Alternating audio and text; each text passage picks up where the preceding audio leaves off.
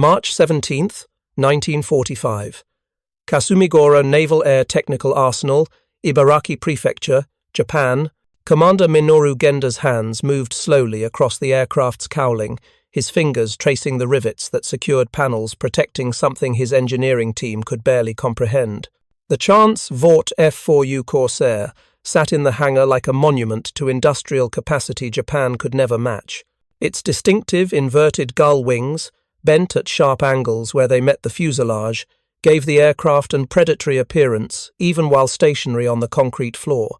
The aircraft measured 10.1 meters from propeller spinner to tail, with wings spanning 12.5 meters tip to tip. But what commanded Genda's attention, what had kept him awake for 3 nights since the recovery team delivered this prize from a forced landing site near the Kashima coast, was the engine, the Pratt & Whitney R 2800 double wasp, 18 cylinders, arranged in 2 radial rows, 2,000 horsepower, 2,000 horsepower from a single engine. The number seemed impossible. Japan's most advanced fighter, the Kawanishi N1K Shiden, the aircraft their best pilots called George, produced 1,990 horsepower from its Nakajima Homare engine, and that engine was considered a masterpiece of Japanese engineering, the culmination of years of development, pushed to the absolute limits of what their metallurgy and manufacturing could achieve. Yet here sat an American engine, installed in a carrier-based fighter, producing more power as a standard production model than Japan's finest experimental designs could generate under optimal conditions. This was not a prototype. This was not an experimental aircraft hand-built by master craftsmen. The data plate riveted to the fuselage showed Bureau number 81,535, one aircraft among thousands produced at Chance Vought Stratford facility. The Americans were building these machines on assembly lines, in quantities that Japanese industry could not comprehend, each one equipped with an engine that exceeded Japan's technological ceiling.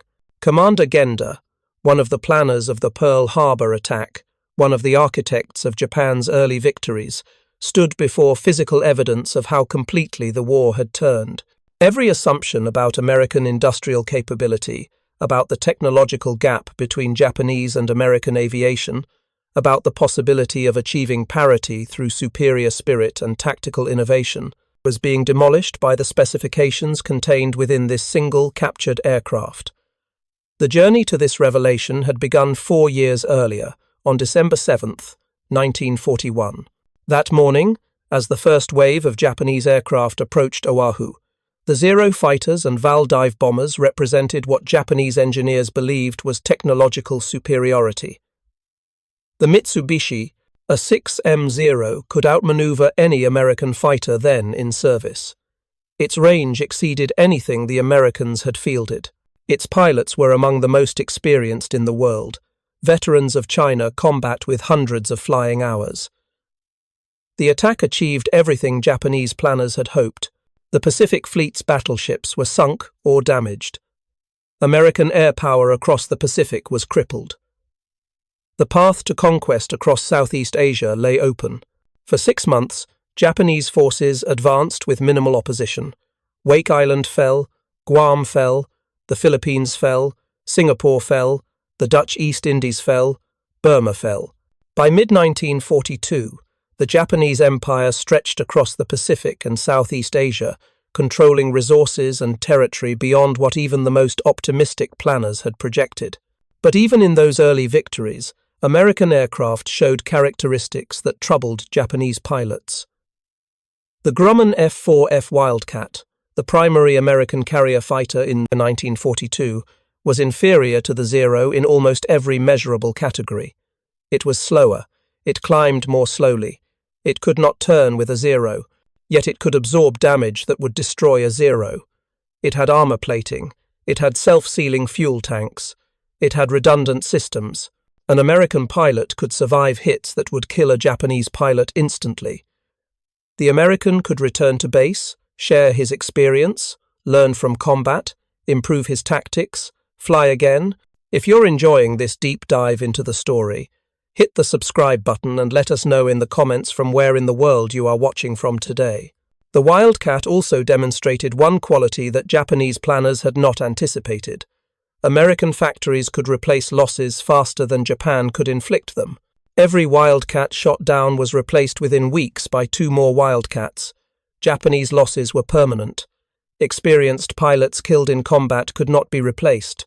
Aircraft destroyed in battle took months to replace given Japan's limited industrial capacity. The mathematics of attrition began to work against Japan almost immediately. By February 1943, when Marine Fighter Squadron 124 introduced the Corsair to combat over Guadalcanal, American tactical doctrine had evolved specifically to counter Japanese advantages. The Marines learned quickly that the Corsair's superiority lay not in turning combat, but in energy tactics. Altitude was paramount. Speed was decisive. The Corsair could climb faster than any Japanese fighter. It could dive faster. It could attack from above, make a single devastating pass, and escape before Japanese fighters could respond. Lieutenant Kenneth Walsh, flying with VMF 124, achieved the first Corsair kills in February 1943. His tactics became the template for all Corsair operations. Maintain altitude advantage. Use superior speed to dictate engagement terms. Never get into a turning fight with more maneuverable Japanese aircraft. Attack, disengage, climb back to altitude, attack again. The Corsair's 2,000 horsepower engine made these tactics possible. Japanese fighters could not match the Corsair's climb rate or diving speed. Once the Americans understood how to exploit their advantages, Japanese fighters that had dominated Pacific skies began to suffer unsustainable losses. The first intact Corsair examined by Japanese engineers arrived in August 1944, recovered from a belly landing near Okinawa following a raid in October. The aircraft, damaged but largely complete, was transported to the Aviation Technical Research Institute at Tachikawa. Initial examination focused on combat damage assessment and airframe construction. What the engineers found challenged every assumption about American aircraft design philosophy. The primary structure was massively overbuilt by Japanese standards. Wing spars were constructed from aluminum alloy forgings that seemed unnecessarily heavy. Fuselage frames used thicker gauge metal than Japanese designers would specify. Skin panels were heavier. Riveting was more extensive. The entire aircraft felt solid in ways Japanese aircraft did not. An engineer could stand on the wing without flexing the structure noticeably. The landing gear struts were built to absorb carrier landings that would damage lighter Japanese designs. But the weight penalty for this robust construction seemed irrelevant because the engine produced such overwhelming power. The Americans had solved the weight problem by simply producing more horsepower. Where Japanese engineers spent months calculating how to save kilograms through lighter construction, American engineers had added a more powerful engine and built the airframe strong enough to handle the additional stress. The approach was crude by Japanese standards, inelegant, wasteful of materials. It was also devastatingly effective. The second Corsair, the aircraft now occupying Commander Genda's attention at Kasumigaura in March 1945, had been forced down near the coast after suffering engine damage during a raid on the Kanto Plain. The pilot, Lieutenant Edward Roriot, had died in the crash. His aircraft, Bureau number 80-1535, was recovered intact enough for detailed analysis. This time, Japanese engineers would examine every system methodically, documenting specifications that would explain how the Americans had achieved such decisive air superiority. The examination began with external measurements and overall assessment. Empty weight was 4,074 kilograms. Maximum takeoff weight reached 6,350 kilograms. For comparison, Japan's Mitsubishi A6M50 weighed only 1,976 kilograms empty, rising to 2,733 kilograms fully loaded. The Corsair outweighed the Zero by more than 2,000 kilograms, empty. Yet it was faster, climbed better, and could carry more weapons. The weight distribution revealed American design priorities. Approximately 680 kilograms of armor plating protected vital components. The pilot's seat, backed by 12.7mm steel plate, armoured glass, 55mm thick, protected the windscreen. Armoured bulkheads separated critical systems. Additional plating shielded the oil cooler and the engine accessories. Japanese fighters carried perhaps 50 kilograms of armour protection, if any at all. The Corsair carried more than 600 kilograms. The weight penalty was enormous. The survival advantage was equally enormous. The fuel system incorporated self-sealing tanks throughout.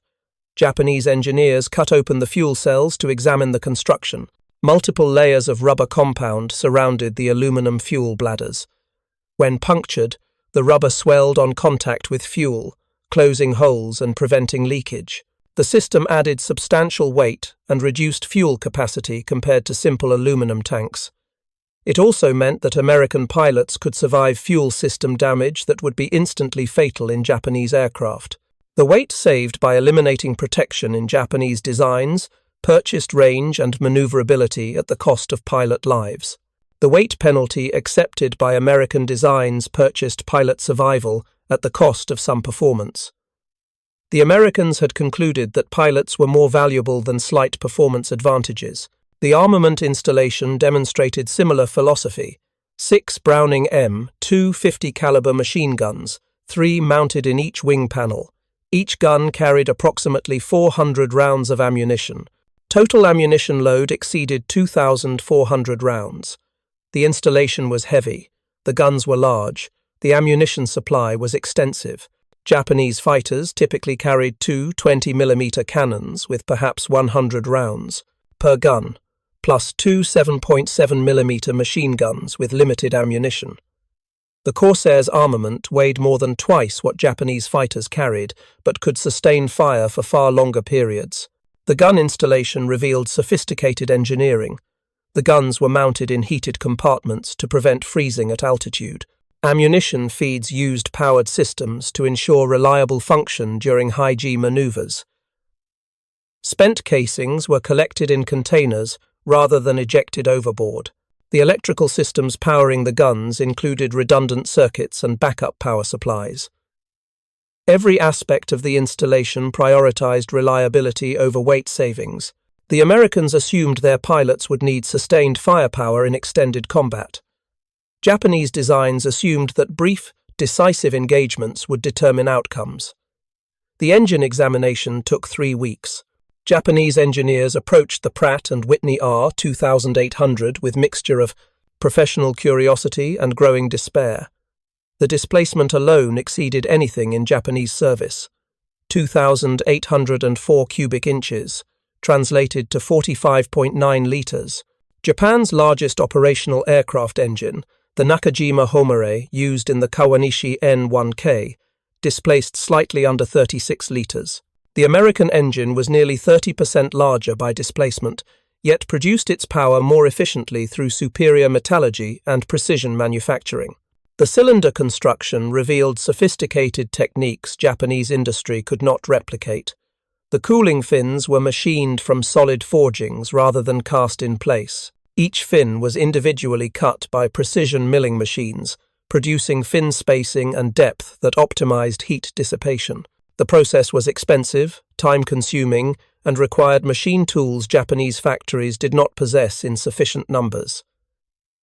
The Americans were using manufacturing techniques for mass production that Japan reserved for hand-built prototypes. The crankshaft was a masterpiece of metallurgy, forged from a single steel billet, precisely balanced to tolerances measured in fractions of millimeters. The crankshaft incorporated counterweights that cancelled vibrations from the 18 cylinders firing in complex sequence. Japanese engineers examined the component with growing recognition that their own industry lacked the capacity to produce such precision parts in quantity. The steel alloy itself was superior to anything available in Japan by 1945, with raw materials becoming increasingly scarce as Allied submarines strangled supply lines. The supercharger system revealed design sophistication that Japanese engineers understood theoretically but could not implement. The two-stage supercharger maintained manifold pressure at altitude, allowing the engine to produce full power well above 10,000 meters. Japanese supercharger designs were single-stage at best, with power falling off dramatically as altitude increased. The Corsair could climb to 38,000 feet, nearly 12,000 meters, and still maintain combat power. Japanese fighters were struggling at 8,000 meters, less than 26,000 feet. The fuel injection system eliminated carburetor icing problems that plagued Japanese engines. The ignition system used dual magnetos with 24 spark plugs, 2 per cylinder, ensuring that engine failure from ignition problems was nearly impossible. The lubrication system included filters and pressure pumps that maintained oil circulation under extreme conditions. Every system demonstrated redundancy and reliability engineering that Japanese designs lacked.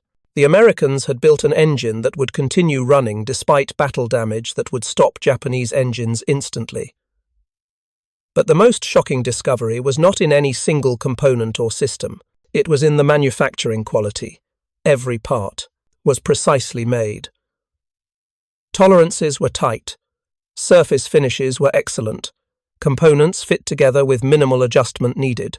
The Americans were producing these engines in quantities that exceeded total Japanese aircraft production, yet each engine met specifications that Japanese craftsmen could achieve only through hand-fitting and careful selection of components. The Americans had industrialized precision manufacturing to a degree Japan could not match. The propeller installation demonstrated similar sophistication. The Hamilton Standard Hydromatic Constant Speed propeller, spanning 13 feet 4 inches, over 4 meters in diameter, automatically adjusted blade pitch to maintain optimal engine speed regardless of flight conditions. Japanese propellers used simpler mechanisms that required constant pilot attention. The American system freed pilots to concentrate on flying and fighting while the propeller automatically optimized performance. It was a small advantage at any single engagement, but across thousands of combat hours, the reduced workload and improved engine efficiency compounded into decisive superiority. By the third week of examination, Commander Genda's team had compiled specifications and observations that painted a comprehensive picture of American design philosophy and industrial capability. Every system in the Corsair reflected engineering approaches that prioritized pilot survival, reliability, and long-term sustainability over absolute performance maximization. The Americans accepted weight penalties that Japanese designers considered unacceptable. They installed redundant systems that Japanese planners deemed wasteful. They used materials and manufacturing processes that Japanese industry could not match. The comparison between the Corsair and contemporary Japanese fighters revealed a fundamental philosophical divide. Japanese aircraft were designed to maximize performance within severe constraints. Limited industrial capacity meant that aircraft needed to be simple to manufacture. Limited materials meant that every kilogram mattered.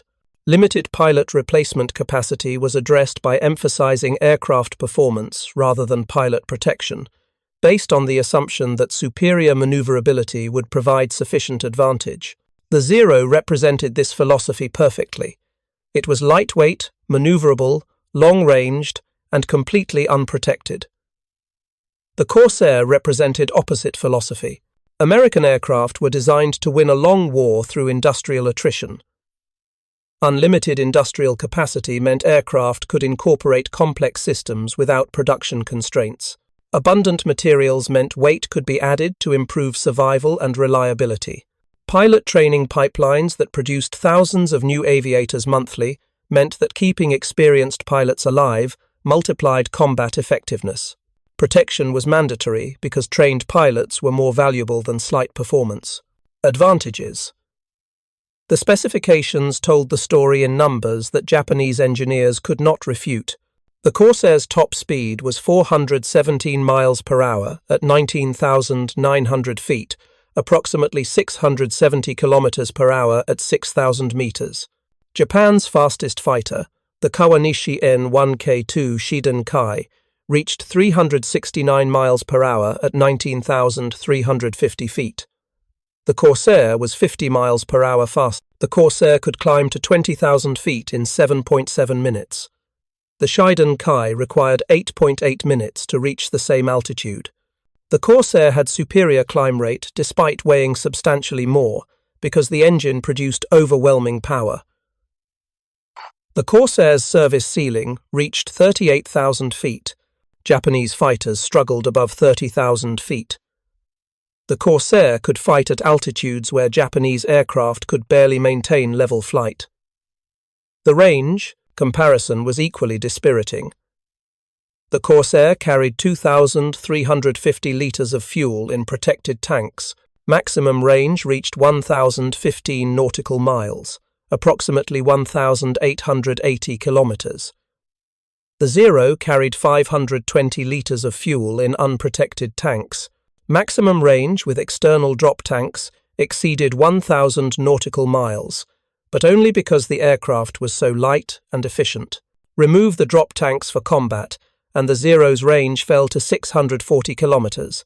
The Corsair could fly escort missions at ranges Japanese fighters could not match while carrying full combat load and protective systems.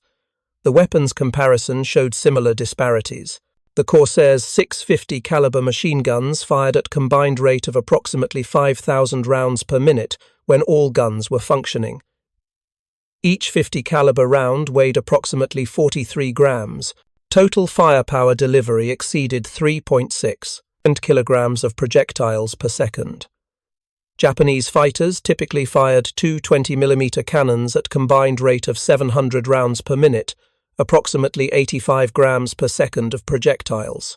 The Corsair delivered 40 times the firepower of Japanese fighters, could sustain fire for far longer periods, and had ammunition remaining for multiple engagements. The structural comparison revealed that American fighters could absorb battle damage that would destroy Japanese aircraft. The heavy construction that Japanese engineers initially considered wasteful proved to be survival engineering. Corsairs routinely returned to base with damage that would have downed lighter Japanese designs. Wing panels shot full of holes, fuselage sections torn by cannon fire, control surfaces partially destroyed.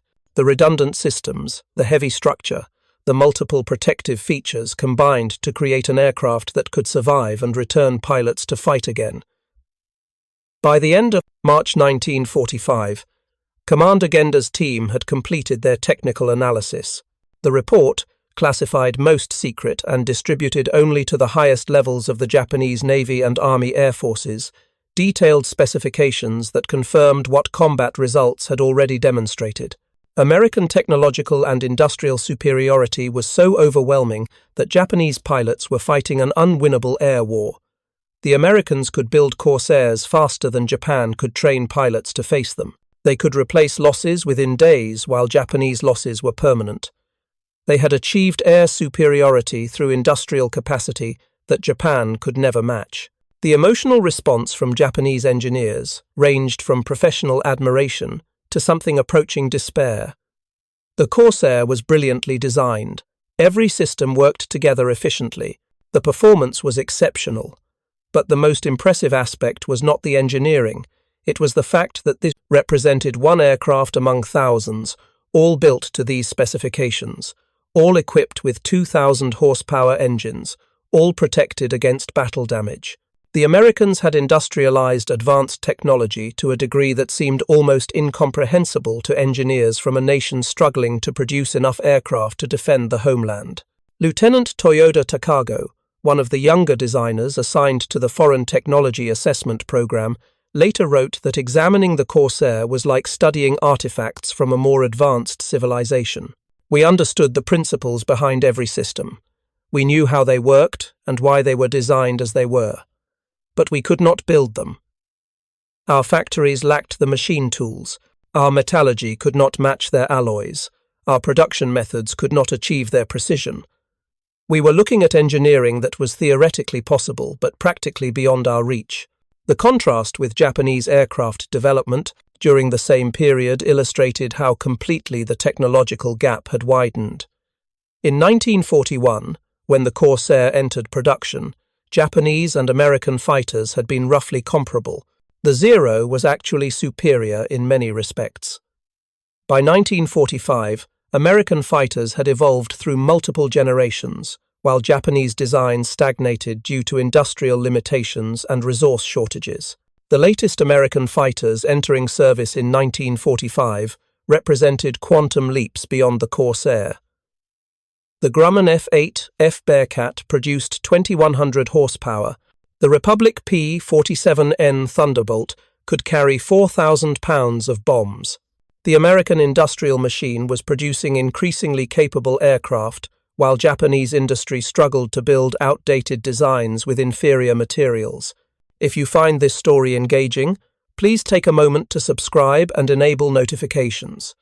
It helps us continue producing in-depth content like this. The Corsair's combat record in 1945 provided the ultimate vindication of American design philosophy. By the time Commander Genda's team completed their analysis in March, Corsairs had been operating in combat for over 2 years. The aircraft had compiled an 11-to-1 kill ratio against Japanese fighters. For every Corsair lost in air-to-air combat, 11 Japanese aircraft were destroyed. The mathematics were inexorable. Japanese fighters could not compete with American aircraft that combined superior performance with pilot protection and reliability. The Battle of Okinawa, beginning in April 1945, would demonstrate the Corsair's effectiveness against Japan's final desperate tactic. Kamikaze attacks represented the ultimate expression of Japanese willingness to sacrifice lives for tactical effect. Suicide pilots would deliberately crash explosive-laden aircraft into American ships, accepting certain death to inflict damage. The tactic worked, initially sinking dozens of vessels and causing thousands of casualties, but it required that suicide aircraft survive long enough to reach their targets. Corsair squadrons made that increasingly difficult. Marine Fighter Squadron 124, one of the first units to operate Corsairs, was assigned to carrier defense during the Okinawa campaign. The squadron's Corsairs flew combat air patrol missions, intercepting kamikaze formations before they could reach American ships. The Corsair's speed allowed pilots to catch Japanese aircraft approaching at low altitude. The climb rate enabled rapid response to radar warnings. The heavy armament meant that single-firing passes could destroy targets. The armor protection kept pilots alive despite Japanese defensive fire. The squadron shot down dozens of kamikazes, preventing attacks that would have killed hundreds of American sailors. The nickname bestowed on the Corsair by American infantrymen fighting on Okinawa captured its effectiveness. Angels of Okinawa. The ground troops watched Corsairs provide close air support with devastating accuracy. Rockets, bombs, and machine gun fire struck Japanese positions with precision that artillery could not match.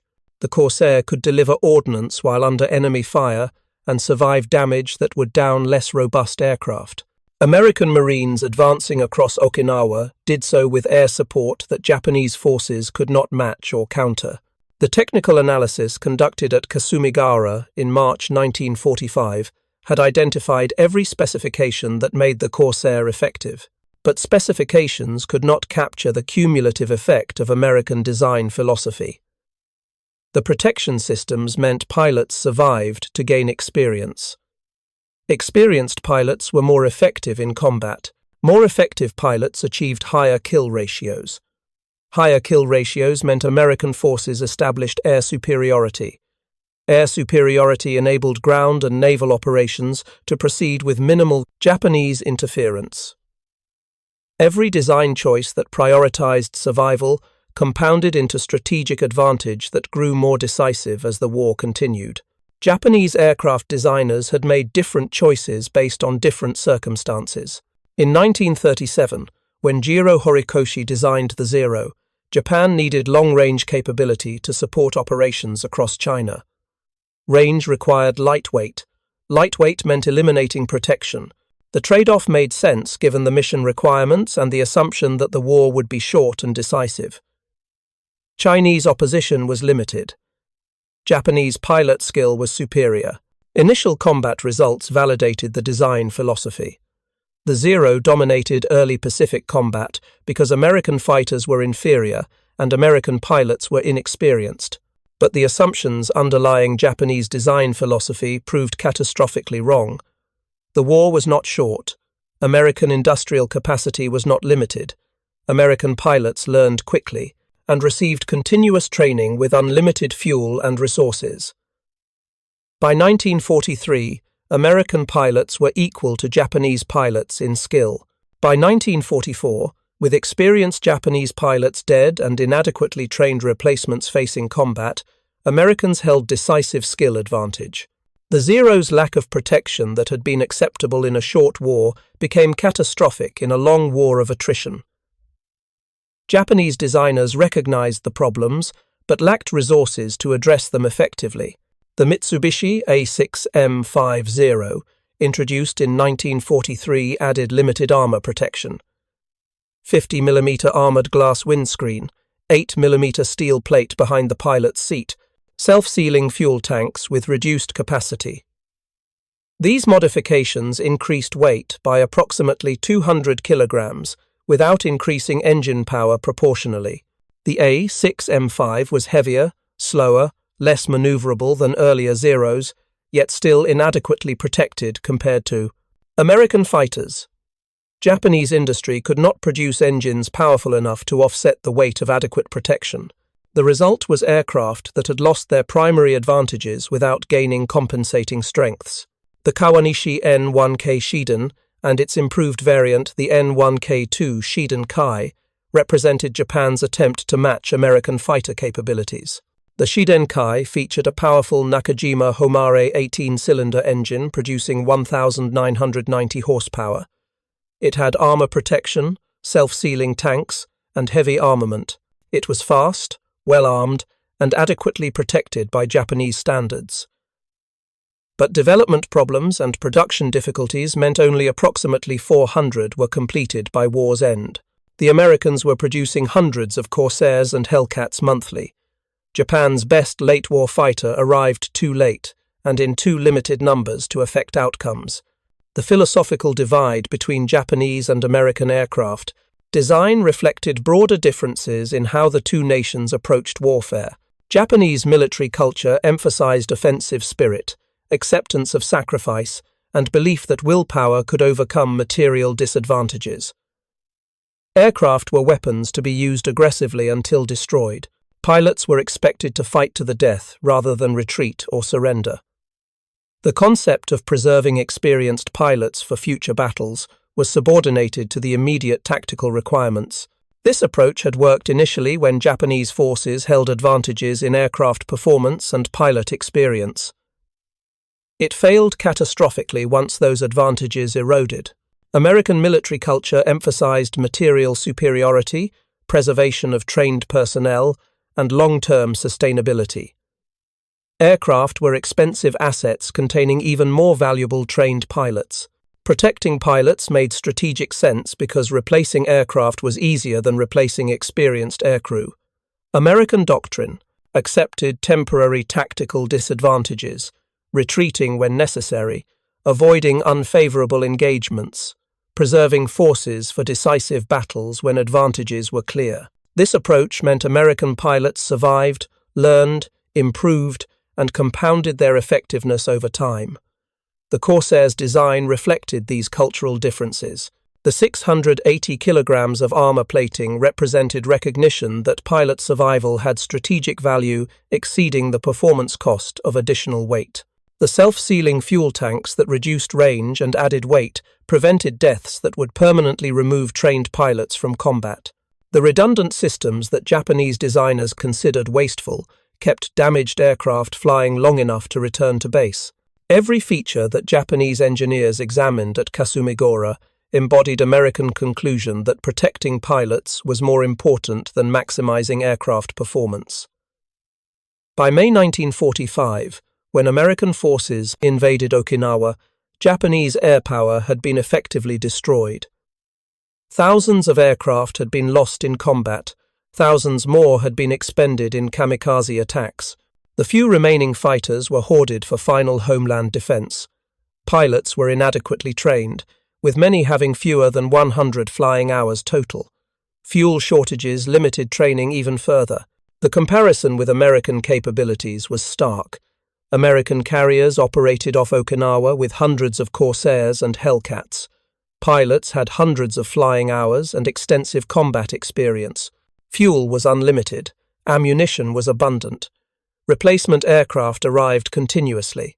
Japanese forces fought with skill and courage, but courage could not overcome such overwhelming material and technological disadvantage.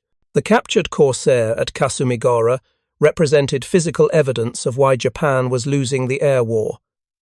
Every system, every component, every design choice reflected industrial and technological capabilities Japan could not match. The 2,000 horsepower engine alone exceeded Japan's capabilities. The precision manufacturing that produced thousands of engines to tight tolerances was beyond Japanese industrial capacity. The redundant systems, the protective features, the sophisticated equipment, all demonstrated that American aircraft were products of an industrial civilization operating at levels Japan could not reach. Commander Genda's final report to the Naval General Staff made no recommendations for countermeasures. There were no countermeasures. Japanese industry could not produce engines as powerful as the R-2800. Japanese factories could not manufacture aircraft with similar levels of protection without sacrificing performance so completely that the resulting designs would be inferior to existing types. Japanese training programs could not produce pilots fast enough to replace losses. The report was a technical assessment that documented American superiority without offering solutions because no solutions existed within Japan's industrial and resource constraints. The human cost of Japanese aircraft design philosophy was written in loss statistics that exceeded every projection. In 1944 alone, Japan lost approximately 14,500 aircraft in combat and operational accidents. Pilot casualties exceeded 10,000, including many of Japan's most experienced aviators. By early 1945, Japanese air forces were shadows of the formations that had attacked Pearl Harbor. Experienced pilots were dead. Training programs could not produce adequate replacements. Aircraft production could not keep pace with losses. The few aircraft available were obsolete compared to American designs and flown by inadequately trained pilots against experienced opponents equipped with superior machines. The Corsair that Commander Genda's team examined in March 1945 remained at Kasumigaura until war's end. American forces occupied the facility in August and recovered several captured aircraft, including the Corsair. The aircraft was examined briefly, documented, and eventually scrapped. Its intelligence value had been exhausted, but the Japanese report on the Corsair examination survived in archives, providing post-war historians with detailed assessment of how Japanese engineers viewed American technological superiority. Post-war interviews with Japanese aircraft designers revealed unanimous assessment. The Corsair was superior not because of any single revolutionary technology, but because of comprehensive integration of advanced engineering, precision manufacturing, and design philosophy that prioritized long-term effectiveness over short-term performance maximization. The Americans had built an aircraft that could win a long war through industrial attrition. Japan had built aircraft designed to win quick, decisive engagements when the war became one of attrition. Japanese design philosophy was revealed as fundamentally flawed for that type of conflict. The comparison between the R-2800 engine and Japanese engines illustrated the technological gap.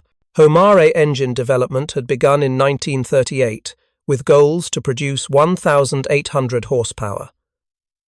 The project consumed enormous resources and years of development. The first production engines appeared in 1943, producing 1,990 horsepower, but suffering serious reliability problems.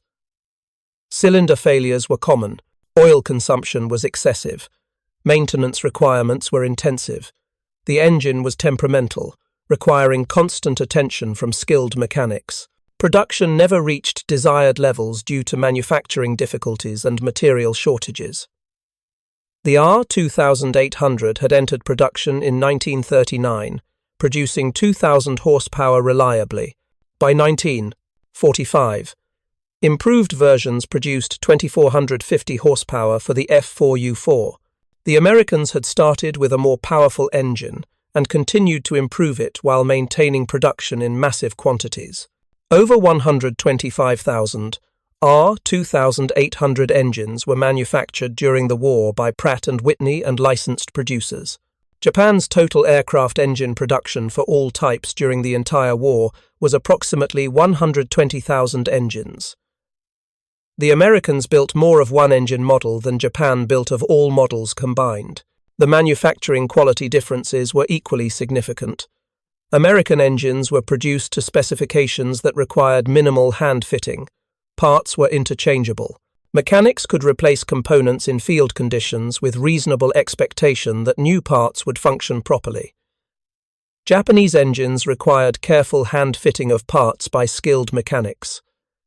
Component quality varied. Field maintenance was difficult because replacement parts might not fit properly without adjustment. American standardization and precision manufacturing enabled rapid maintenance and repair. Japanese manufacturing limitations meant engines required extensive skilled labor to keep running. The metallurgical differences extended beyond engines to entire airframes. American aircraft used aluminum alloys developed specifically for aviation applications. These alloys combined strength with workability, allowing complex shapes to be formed and maintaining properties through wide temperature ranges. Japanese aluminum alloys were inferior due to limited access to alloying elements and less sophisticated production techniques. Japanese designers worked around these limitations through careful engineering, but the material constraints meant aircraft were less robust than American designs using better materials. The philosophical differences in aircraft design extended to pilot training and doctrine. American training programs were extensive, with pilots receiving hundreds of flying hours before combat assignment.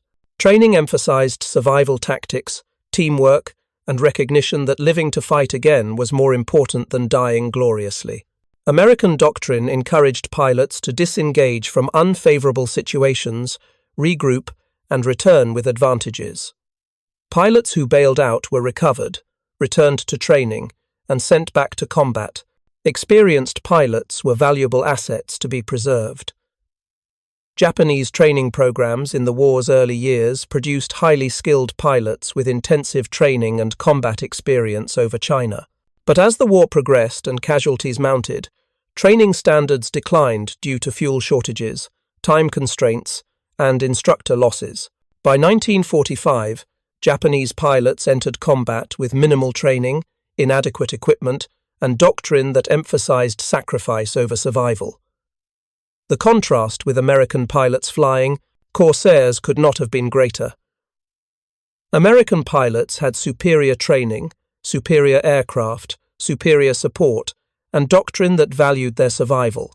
Japanese pilots had inadequate training, inferior aircraft, limited support, and doctrine that accepted their deaths as inevitable. The captured Corsairs examination revealed that American aircraft design was inseparable from American industrial capacity and military doctrine.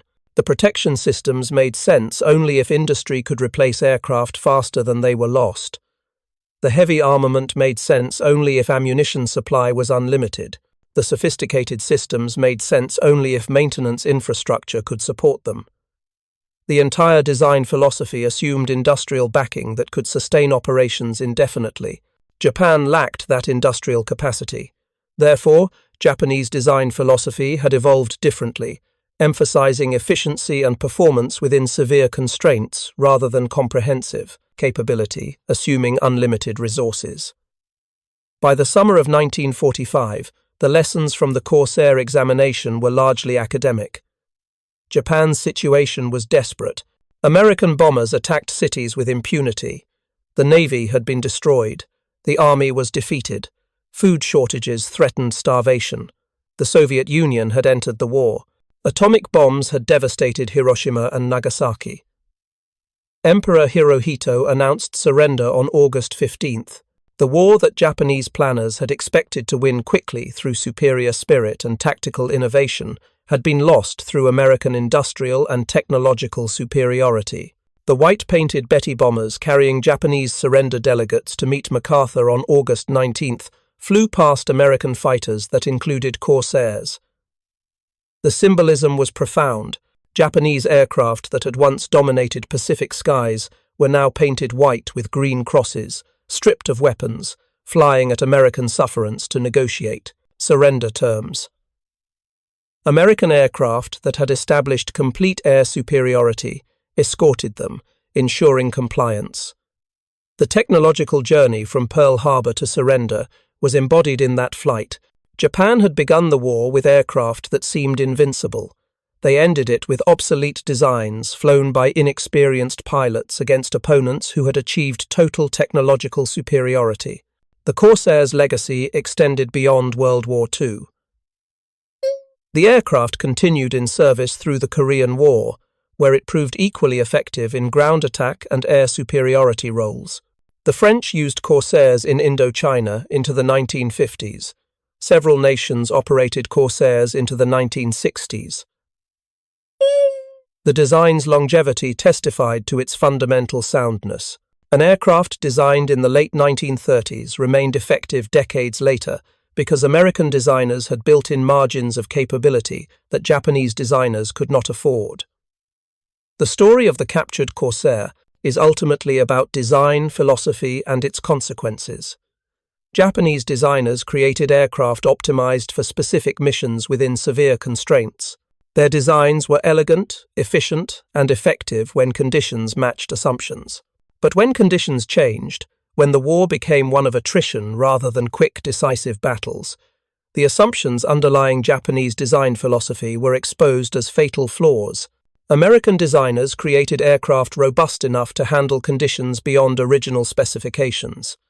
Their designs were heavier, more complex, and more expensive than theoretically necessary, but they survived battle damage, protected pilots, and remained effective across a wide range of conditions.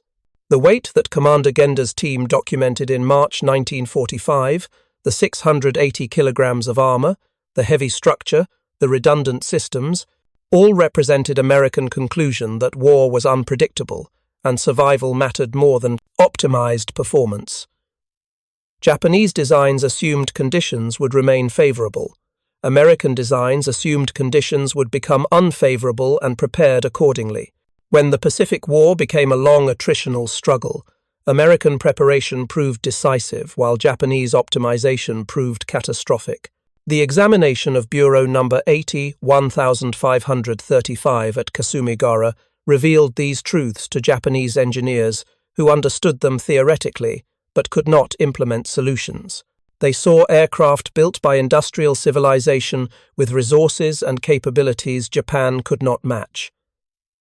They examined engine-producing power levels Japan could not achieve. They documented protection systems that kept American pilots alive while Japanese pilots died, and they compiled specifications that confirmed what combat results had already demonstrated. American technological and industrial superiority was so overwhelming that Japanese forces were fighting an ALOS, unwinnable air war. The Corsair was not invincible. It had limitations and weaknesses, but it was good enough to establish air superiority when flown by adequately trained pilots supported by unlimited industrial production. That was sufficient. American forces did not need perfect aircraft. They needed aircraft that worked reliably, protected pilots adequately, and could be produced in quantities that overwhelmed opposition. The Corsair met those requirements completely. The 2,000 horsepower that shocked Japanese engineers in March 1945 represented more than engine technology. It represented industrial capacity to develop, produce, and field advanced systems in massive quantities.